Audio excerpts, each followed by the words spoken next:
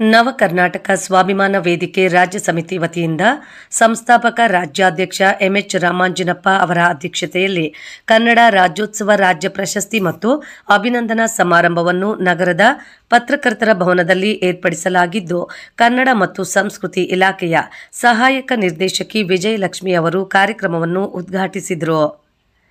ನಂತರ ಅವರು ಮಾತನಾಡಿ, ಕೋಲಾರ ಜಿಲ್ಲೆ ಗಡಿ ಜಿಲ್ಲೆಯಾಗಿದ್ದು ಒಂದು ಕಡೆ ಎನ್ನಡ ಇನ್ನೊಂದು ಕಡೆ ಎಕ್ಕಡ ಇರುವಂತಹ ಜಾಗದಲ್ಲಿ ನಮ್ಮ ಕನ್ನಡವನ್ನು ಉಳಿಸಿ ಬೆಳೆಸುವುದೇ ದೊಡ್ಡ ಕೆಲಸವಾಗಿದೆ.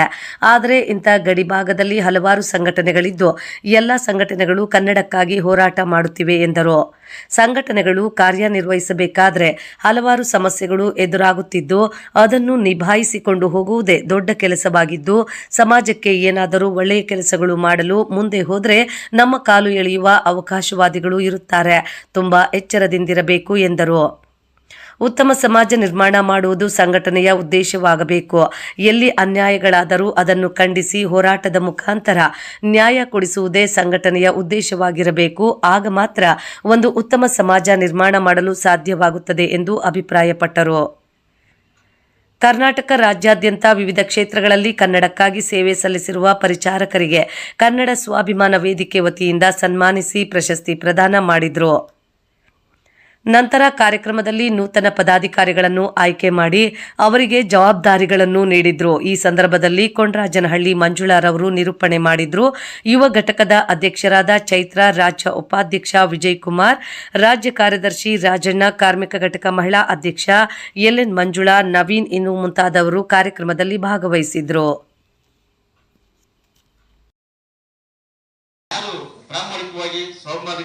ಸ್ವಾಭಿಮಾನವಾಗಿ ಧ್ವನಿ ಎತ್ತಿದ್ರು ಮತ್ತು ಹಲವಾರು ಕಾರ್ಯಕ್ರಮ ಮಾಡ್ತಿದ್ರು. ಅಂತ ಒಂದು ಗಣ್ಯರನ್ನ ಇವತ್ತು ಗಡಿಭಾಗದಲ್ಲಿ ನಾವು ಗುರುಸಬೇಕು ಅಂತೇಳಿ ಇವತ್ತೇನು ನಮ್ಮ ಕೋಲಾರದ ಪತ್ರಿಕಾ ಭವನದಲ್ಲಿ ರಾಜ್ಯಾದ್ಯಂತ ಆಯ್ಕೆ ಸಮಿತಿಯಲ್ಲಿ ಆಯ್ಕೆಯಾದಂತ ಎಲ್ಲರನ್ನು ರಾಜ್ಯ ಪ್ರಶಸ್ತಿಯನ್ನು ನೀಡಲು ಇವತ್ತು ನಾವು ಈ ವೇದಿಕೆಯನ್ನು ಕರೆದಿದ್ದೇವೆ. ಹಾಗೆ ಈ ಒಂದು ಕಾರ್ಯಕ್ರಮಕ್ಕೆ ವೇದಿಕೆ ಮೇಲೆ ಇರುವಂತಹ ಎಲ್ಲ ಗಣ್ಯರು ಮತ್ತು ವೇದಿಕೆ ಸಂಘಟನೆಯ ಎಲ್ಲ ಪದಾಧಿಕಾರಿಗಳು ಈ ಒಂದು ಕಾರ್ಯಕ್ರಮಕ್ಕೆ ಎಲ್ಲರೂ ಸಹ ಬೆಂಬಲವಾಗಿರುತ್ತದೆ. ಎಲ್ಲರಿಗೂ ನಾನು ಶುಭಾಶಯ ಕೋರುತ್ತಾ ಈ ಆಯ್ಕೆ ಸಮಿತಿಯಲ್ಲಿ ಆಯ್ಕೆಯಾಗಿ ಬಂದಿರುವಂತಹ ಎಲ್ಲ ಗಣ್ಯರಿಗೂ ಹೊಂದಿಸುತ್ತಾ ನಾನು ಪ್ರಾಸ್ತಿಕ ನುಡಿಯನ್ನು ಮುಗಿಸುತ್ತೇನೆ. ಎಲ್ಲ ಪ್ರಾಮಾಣಿಕವಾಗಿ ಕನ್ನಡ ಸೇವೆ ಕಟ್ಟುವಂತಹ ಅಥವಾ ನೊಂದರ ಸೇವೆ ಕಟ್ಟುವಂತಹ ಅಥವಾ ಜನರ ಧ್ವನಿಯಾಗಿರುವಂತಹ ಯಾರೇ ಆಗಲಿ ನಿಮಗೂ ಗುರುಸುವಂತಹ ಈ ಶಕ್ತಿ ತಾಯಿ ಭುವನೇಶ್ವರಿ ಕೊಡಲಿ ಅಂತ ನಾನು ನಿಮ್ಮಲ್ಲಿ ಮನವಿ ಮಾಡುತ್ತಾ ನನ್ನ ಪ್ರಾಸ್ತಿಕ ಭಾಷಣವನ್ನು ಮುಗಿಸುತ್ತೇನೆ. ಕೆಲಸ ಮಾಡ್ತಕ್ಕಂಥವಳು ಆದರೂ ಸಹ ಈ ಒಂದು ವೇದಿಕೆಗೆ ನನ್ನ ಕರೆಸಿ ಅವಕಾಶ ಮಾಡಿಕೊಟ್ಟಿದ್ದಾರೆ. ಮತ್ತೆ ಕನ್ನಡದ ಏನು ಮನಸ್ಸುಗಳು ಇದಾವಲ್ಲ, ಅಂದ್ರೆ ಎಲ್ಲ ಜಿಲ್ಲೆ ಬೇರೆ ಬೇರೆ ಜಿಲ್ಲೆಗಳಿಂದ ಬಂದಿದ್ದಾರೆ ಅಂತ ಕೇಳಿದ್ ನನಗೆ ತುಂಬಾ ಸಂತೋಷ ಆಯ್ತು. ಅದ್ರ ಜೊತೆನಲ್ಲಿ ರಾಮಾಂಜನಪ್ಪ ಅವರು ನನಗೆ ತುಂಬಾ ವರ್ಷಗಳ ಪರಿಚಯ ಇದ್ದಾರೆ. ಅಂದ್ರೆ ಜಾಸ್ತಿ ಮಾತಾಡಿಲ್ಲ ಅಷ್ಟೇನೆ, ಬಟ್ ಅವರ ಒಡನಾಟ ನನಗಿದೆ. ಆದ್ರೂ ಅಷ್ಟು ಸಂಪರ್ಕಗಳಿಲ್ಲ. ಮಾತಾಡ್ತಾ ಇರ್ತೀವಿ, ನೋಡ್ತಾ ಇರ್ತೀವಿ.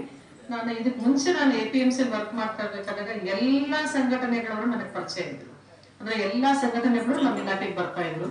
ರೈತರಾಗಬಹುದು, ವರ್ತಕರಾಗಬಹುದು, ದಲ್ಲಾಳರಾಗಬಹುದು, ರೈತ ಪರ ಸಂಘಟನೆಗಳವರು, ಕನ್ನಡ ಪರ ಸಂಘಟನೆಗಳವರು ಎಲ್ಲರೂ ಬಂದು ನನ್ನ ಹತ್ರ ಮಾತಾಡಿದ್ದಾರೆ. ಆದ್ರೆ ಇದು ಈ ಇಲಾಖೆಗೆ ಬಂದಿರ್ತಕ್ಕಂಥದ್ದು ಒಂಥರ ನನಗೆ ಒಂದು ಸುಸಂದರ್ಭ ಅಂತ ಅನ್ಸುತ್ತೆ. ನಾನು 32 ವರ್ಷಗಳು ಬೇರೆ ಬೇರೆ ಇಲಾಖೆಗಳಲ್ಲಿ ಕೆಲಸ ಮಾಡಿದ್ದೀನಿ. ಪೊಲೀಸ್ ಇಲಾಖೆ, ಗ್ರಾಮೀಣ ಬ್ಯಾಂಕಲ್ಲಿ ಕೆಲಸ ಮಾಡಿದ್ದೀನಿ, ಮತ್ತೆ ಟ್ರೆಜರಿ ಕೆಲಸ ಮಾಡಿದ್ದೀನಿ, ಬೇರೆ ಬೇರೆ ಎಲ್ಲ APMC ಕೆಲಸ ಮಾಡಿದ್ದೀನಿ. ಸೊ ಇದೆಲ್ಲ ಆದ್ಮೇಲೆ ನನ್ನ ಲಾಸ್ಟ್ ಒಂದು 10 years ಸರ್ವಿಸ್ ಇದೆ. ಈಗ ಆ ಸರ್ವಿಸ್ ಅನ್ನ ಹಾಡ್ತಾ ಕುಣಿತಾ ಕಾಲ ಕಳೆದು ಬಿಡಬೇಕು ಅಂತ ಹೇಳ್ಬಿಟ್ಟು ಈ ಇಲಾಖೆಗೆ ಬಂದಿದ್ದೀನಿ. ಸೊ ಅದು ನನ್ನ ಒಂದು ಸುಸಂದರ್ಭದ ದಿನಗಳು ಅಂತ ನಾನು ಇಲ್ಲಿಂದ ಇಷ್ಟು ದಿನ ತುಂಬಾ ಟೆನ್ಷನ್. ನಾನು ಎಲ್ಲಿ ಕೆಲಸ ಮಾಡಿದ್ರೆ ಎಲ್ಲ ಇಲಾಖೆಗಳು ಸಹ ತುಂಬಾ ಟೆನ್ಷನ್ ಅಲ್ಲೇ ವರ್ಕ್ ಮಾಡ್ತಕ್ಕಂಥದ್ದು. ಸೊ ಇನ್ನು ಮುಂದೆ ಈ ಒಂದು ಸಭೆ ಸಮಾರಂಭಗಳು, ಭಾಷಣಗಳು, ಈ ರೀತಿನಲ್ಲಿ ಒಂದು ಕಲೆಗೆ ಒಂದು ಹೆಚ್ಚಿನ ಒತ್ತನ್ನ ಕೊಡ್ತಕ್ಕಂಥ ಒಂದು ಇಲಾಖೆಗೆ ಅಂತ ಬಂದಿದ್ದೀನಿ. ಸೊ ದೇವರು ನನಗೆ ಆ ಒಂದು ಕಲೆ ಮತ್ತು ಸಂಸ್ಕೃತಿ ಇಲಾಖೆನಲ್ಲಿ ನಾನು ಸರ್ವಿಸ್ ಮಾಡ್ಲಿಕ್ಕೆ ಒಂದು ನಿಮ್ಮಂತಹ ಎಲ್ಲರ ಸಹಕಾರದೊಂದಿಗೆ ನಾನು ಒಂದು ಉತ್ತಮ ಸೇವೆಯನ್ನ ಮಾಡಬೇಕು ಅಂತ ಬಂದಿದ್ದೀನಿ. ಆ ಸೇವೆಗೆ ನಿಮ್ಮೆಲ್ಲರ ಆಶೀರ್ವಾದ ಮತ್ತು ದೇವರ ಕೃಪಾಶೀರ್ವಾದ ಬೇಕು ಅಂತ ನಾನು ಕೇಳ್ಕೊಳ್ತಾ ಇದ್ದೀನಿ.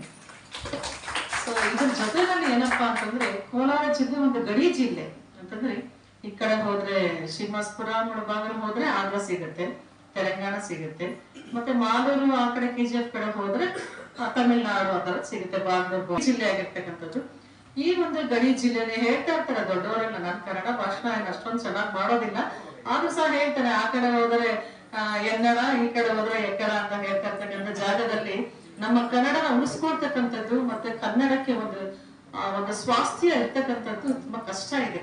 ಆದ್ರೂ ಸಹ ಇಂಥ ಒಂದು ಗಡಿ ಭಾಗದಲ್ಲಿ ಹಲವಾರು ಸಂಘಟನೆಗಳು, ರೈತ ಪರ ಸಂಘಟನೆಗಳು ಅವರು ಸಹ ಕನ್ನಡಕ್ಕಾಗಿ ಹೋರಾಟ ಮಾಡ್ತಾ ಇದ್ದಾರೆ.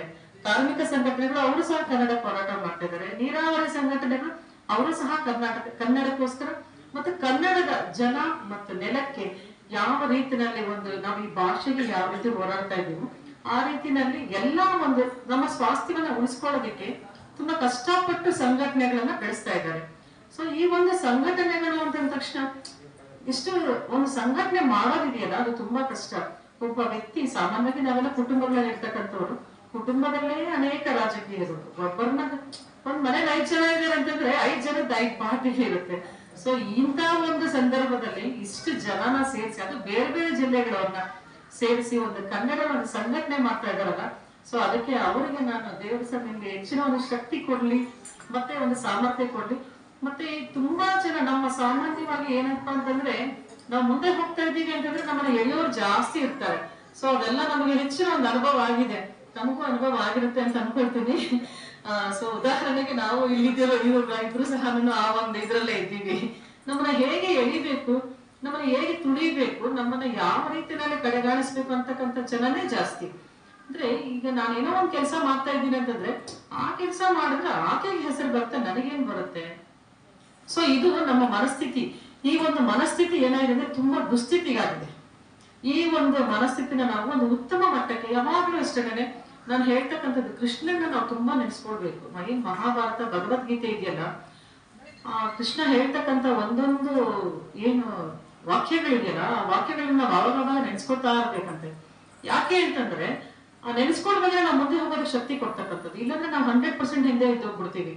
ಈ ಒಂದು ಎಷ್ಟು ಜನರು ನಮ್ಮನ್ನ ತುಳಿಯಕ್ ಹೋಗ್ತಾ ಇರ್ತಾರೋ, ಸೊ ಅವ್ರನ್ನ ನಾವು ಬೆಟ್ಟಿ ನಿಲ್ಲಬೇಕು. ಯಾವ ರೀತಿ ಈಗ ಹುಲ್ಲು ನೋಡಿ, ಮನುಷ್ಯ ಎಷ್ಟು ಕೆಟ್ಟ ಮನುಷ್ಯ ಅಂತಂದ್ರೆ ನಾವು ನಡೀತಕ್ಕಂಥ ಜಾಗದಲ್ಲಿ ಒಂದು ಗರಿಕೆ ಹುಲ್ಲು ಸಹ ಬೆಳೆಯಲ್ಲ, ಅಷ್ಟು ಕೆಟ್ಟ ಜನ ನಾವು. ಸೊ ಈ ತರ ಇರ್ಬೇಕಾದಾಗ ಒಂದು ಸಂಘಟನೆ ಮಾಡಿ ಆ ಸಂಘಟನೆನಲ್ಲಿ ನಾವು ಒಂದು ಹೆಸರು ಮಾಡ್ತೀವಿ ಅಂದ್ರೆ, ಒಂದು ಸಂಘಟನೆ ಅಂತ ಬಂದ ತಕ್ಷಣ ಅಲ್ಲಿ ಏನಾಗುತ್ತೆ ಅಂತಂದ್ರೆ ಒಂದು ಅನ್ಯಾಯನ ತುಳಿತಕ್ಕಂಥದ್ದು ಅಂತ, ಅನ್ಯಾಯ ಧೋರಣೆಗಳನ್ನ ನಾವು ಹೋಗಲಾಡಿಸ್ಬೇಕು. ಒಂದು ಉತ್ತಮ ಒಂದು ಸಮಾಜವನ್ನ ನಿರ್ಮಾಣ ಮಾಡ್ತಕ್ಕಂಥದ್ದೇ ಸಂಘಟನೆ. ಆ ಸಂಘದಿಂದ ಆಗ್ತಕ್ಕಂಥ ಘಟನೆ ಸಂಘಟನೆ. ಒಂದು ಉತ್ತಮವಾದ ಸಂಘದಿಂದ ಉತ್ತಮವಾದ ಘಟನೆ ನಡೆದಾಗ ಮಾತ್ರನೇ ಆ ಸಂಘಟನೆಗೆ ಒಂದು ಒಳ್ಳೆ ಬೆಲೆ ಇರುತ್ತೆ. ಸೊ ಇಲ್ಲ ಅಂತಂದ್ರೆ ಸುಮ್ಮನೆ ಏನೋ ಹೇಳ್ತಾರಲ್ಲ, ಅದು ಹೆಸರು ಮಾಡ್ಕೋಬೇಕು, ಅದೇನೋ ಒಂದು ಬೋರ್ಡ್ ಬೇಕು ಅಥವಾ ಒಂದು ಇದು ಬೇಕು ಅನ್ನೋದಕ್ಕೆ ಆ ತರ ಸಂಘಟನೆಗಳಲ್ಲಿ ಪ್ರಯೋಜನವೇ ಇರೋದಿಲ್ಲ. ಯಾವ ರೀತಿ ಸಂಘಟನೆ ಇರ್ಬೇಕಪ್ಪ ಅಂತಂದ್ರೆ, ಯಾವ್ದಾದ್ರೂ ಒಂದು ಅನ್ಯಾಯ ಆಗ್ತಾ ಇರ್ಬೇಕಾದ್ರೆ ಅಥವಾ ಒಂದು ತೊಂದರೆ ಆಗ್ಬೇಕಾದ್ರೆ, ಯಾವುದೇ ವ್ಯಕ್ತಿ ಆಗ್ಬೋದು ಅಥವಾ ಸಮಾಜಕ್ಕಾಗ್ಬೋದು, ಆ ಒಂದು ಸಮಾಜಕ್ಕೆ ಆಗತಕ್ಕಂಥ ಅನ್ಯಾಯ ತಡೆಗಟ್ಟತಕ್ಕಂಥ ಒಂದು ಘಟನೆಗಳಲ್ಲಿ ನಾವು ತೊಡಗಿಸ್ಕೊಳ್ತಕ್ಕಂಥದ್ದೇ ಸಂಘಟನೆ. ಸೊ ಅದರಿಂದ ನಾನು ಹೇಳ್ತಕ್ಕಂಥದ್ದು, ಬೇಕಾದಷ್ಟು ಜನ ಹೇಳ್ತಾರೆ ನೀನು ಆ ಸಂಘಟನೆಗೆ ಹಾಕಿದ್ಯಾ, ಈ ಸಂಘಟನೆ ಕೂಡ ನಿನ್ಗೆ ಇನ್ನೂ ಒಂದು ಉತ್ತಮವಾದಂತಹ ಒಂದು ಪೋಸ್ಟ್ ಕೊಡ್ತೀವಿ, ಹಾಗೆ ಹೀಗೆ ಅಂತ ಹೇಳ್ತಾ ಇರ್ತಾರೆ. ಸೊ ಆದಷ್ಟು ನಾವು ಯಾವುದೇ ಒಂದು ರೀತಿ ಆಸೆ ಆಮಿಷಗಳಿಗೆ ಒಳಗಾಗದೆ ನಾವು ಎಲ್ಲಿರ್ತೀವೋ ಅದನ್ನೇ ನಾವು ಸಾಮ್ರಾಜ್ಯ ಮಾಡ್ಬೇಕು. ಸುಮ್ನೆ ಏನೋ ಒಂದು ಅವ್ರು ಹೇಳಿದ್ರು ಇವ್ರು ಹೇಳಿದ್ರು ಅನ್ಕೊಂಡು ಅವರನ್ನ ಅಲ್ಲಗಳಿತಕ್ಕಂಥದ್ದು ಇವರನ್ನ ಅಲ್ಲಗಳಿತಕ್ಕಂಥದ್ದು ಮಾಡಿದ್ರೆ, ಯಾವುದೋ ಒಬ್ಬ ವ್ಯಕ್ತಿ ಒಂದು ಜವಾಬ್ದಾರಿ ತಗೊಂಡಿದ್ದಾರೆ ಅಂತಂದ್ರೆ ಆ ವ್ಯಕ್ತಿಗೆ ನಾವೆಲ್ಲವನ್ನ ಪುಷ್ ಮಾಡ್ತಾ ಇದ್ರೆ ಮಾತ್ರನೇ ಆ ವ್ಯಕ್ತಿ ಒಂದು ಬಲಿಷ್ಠವಾಗಕ್ಕೆ ಸಾಧ್ಯ ಆಗುತ್ತೆ. ಸೊ ಹಾಗಾಗಿ ಇಲ್ಲಿ ಮಹಿಳೆಯರೆಲ್ಲ ತುಂಬಾ ಚೆನ್ನಾಗಿದ್ದಾರೆ, ನಂಗೆ ತುಂಬಾ ಖುಷಿ ಆಯ್ತು. ಎಲ್ಲಾ ಮಹಿಳೆಯರಿಗೂ ಅಷ್ಟೇ ಹೇಳ್ತಕ್ಕಂಥದ್ದು, ನಮ್ಮನ್ನ ನಾವು ರಕ್ಷಣೆ ಮಾಡ್ಕೊಳ್ಬೇಕು ಅಂತಂದ್ರೆ ನಮ್ಗೆ ಯಾವುದೋ ಒಂದು ಬಲವಾಗಿರ್ತಕ್ಕಂಥ ಶಕ್ತಿ ಬೇಕು. ಆ ಶಕ್ತಿ ನಮ್ಗೆ ಸಿಗ್ತಕ್ಕಂಥದ್ದು ಅಂತಂದ್ರೆ ಒಂದು ಸಂಘಟನೆ ಸಿಗುತ್ತೆ ಅಂತ ನನ್ನ ಒಂದು ಅಭಿಪ್ರಾಯ ಅಷ್ಟೇನೆ. ಸೊ ಅದು ಅವರವರ ಒಂದು ಇದಕ್ಕೆ ಸಿಕ್ಕಿರ್ತಕ್ಕಂಥದ್ದು. ಸೊ ಎನಿಹಾವ್ ನಾನೇ ಹೇಳ್ತಕ್ಕಂಥದ್ದು, ಯಾವುದೇ ಒಂದು ಸಂಘಟನೆಯಲ್ಲಿ ಅನೇಕ ಒಂದು ಒಳ್ಳೆಯ ಒಂದು ಸಮಾಜಕ್ಕೆ ಉತ್ತಮವಾದಂತಹ ಒಂದು ಕೆಲಸಗಳನ್ನ ಮಾಡ್ಕೊಳ್ಳೋದಕ್ಕೆ ನಾನೇ ಹಾಕ್ತಕ್ಕಂಥದ್ದೇ ಸಂಘಟನೆ. ಸೊ ಈ ಒಂದು ಸಂಘಟನೆ ಚಿರಾಯುವಾಗಿರ್ಲಿ, ತುಂಬಾ ಶಕ್ತಿಯುತವಾಗಿ ಕಾರ್ಯಕ್ರಮದಲ್ಲಿ ಮೇಡಮ್ ಅವರು ಬಹಳ ಅಮೂಲ್ಯವಾದಂತಹ ಮಾತುಗಳನ್ನ ಹಂಚಿಕೊಂಡು ಕನ್ನಡಕ್ಕಾಗಿ ಈ ಒಂದು ಸಂಘಟನೆಗೆ ಬರ್ತಕ್ಕಂತ ನಿಮ್ಮೆಲ್ಲರಿಗೂ ಒಂದು ಒಳ್ಳೆ ಸಂದೇಶವನ್ನ ಕೊಟ್ಟರು. ಈ ಸಂದರ್ಭದಲ್ಲಿ ತೊಂದ್ರೆ ಇಲ್ಲ, ಈಗ ಎಲ್ಲಾರ್ಗು ಸೇರಿದೆ ಅಂತ ಭಾವಿಸ್ತಿದೀನಿ. ಬಂಧುಗಳೇ, ಈ ದಿನ ನವ ಕರ್ನಾಟಕ ಸ್ವಾಭಿಮಾನಿ ವೇದಿಕೆ ವತಿಯಿಂದ ಕನ್ನಡ ರಾಜ್ಯ ಮಟ್ಟದ ಒಂದು ಪ್ರಶಸ್ತಿ ಪುರಸ್ಕಾರವನ್ನ ಅವರು ಸ್ವೀಕರಿಸ್ತಾರೆ ಅಂತಂದ್ರೆ ಅವರ ಸೇವೆ ಬಹಳ ಮಹತ್ತರವಾದದ್ದು. ಹಾಗಾಗಿ ಅವರಿಗೆ ನಾವು ಪ್ರೀತಿಪೂರ್ವಕವಾಗಿ ಈ ಸಂದರ್ಭದಲ್ಲಿ ಚಪ್ಪಾಳೆಯನ್ನ ನೀಡಿ ಅಭಿನಂದಿಸಿದ್ರೆ ಖಂಡಿತ ಅವರ ಸೇವೆ ಮತ್ತಷ್ಟು ನಮಗೆ ಸಲ್ಲುತ್ತೆ ಅಂತ ಹೇಳಿ ಆಶಿಸ್ತಾ ಅವರಿಗೆ ಎಲ್ಲರ ಪರವಾಗಿ ವೇದಿಕೆ ಪರವಾಗಿ ಅಭಿನಂದನೆ.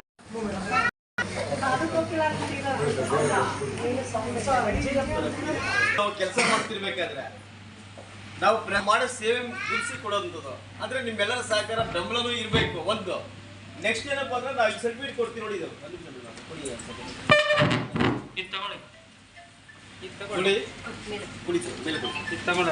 ನಾವು ಕೊಡ್ತೀವಿ. ಯಾವ ತರ ಕೊಡ್ತೀವಿ ಅಂದ್ರೆ ಏನ್ಕೋಸ್ಕರ ಕೊಡ್ತೀವಿ ಅಂದ್ರೆ ಸರ್ ದಯವಿಟ್ಟು ಕೇಳಿಸ್ಕೊಬಿಡಿ. ಯಾಕಂದ್ರೆ ಹಲವಾರು ಸಂಘಟನೆಗಳಲ್ಲಿ ಮಾಹಿತಿ ಕೊಡೋದಿಲ್ಲ ಇದು. ನಾವು ಯಾವುದೇ ಒಂದು ಸೇವೆ ಮಾಡಿದಾಗ, ಯಾವುದೇ ಜಿಲ್ಲೆ ಆಗಿರ್ಲಿ ಅಥವಾ ಯಾವುದೇ ಸೇವೆ ಆಗಿರ್ಲಿ ಮಾಡಿದಾಗ ಈ ಒಂದು ಸರ್ಟಿಫಿಕೇಟ್ ಅಥವಾ ನಿಮ್ಗೆ ಕೊಟ್ಟಂತ ಪ್ರಶಸ್ತಿ ಏನು ಸ್ವೀಕಾರ ಮಾಡಿದ್ರು ಅಂತದನ್ನ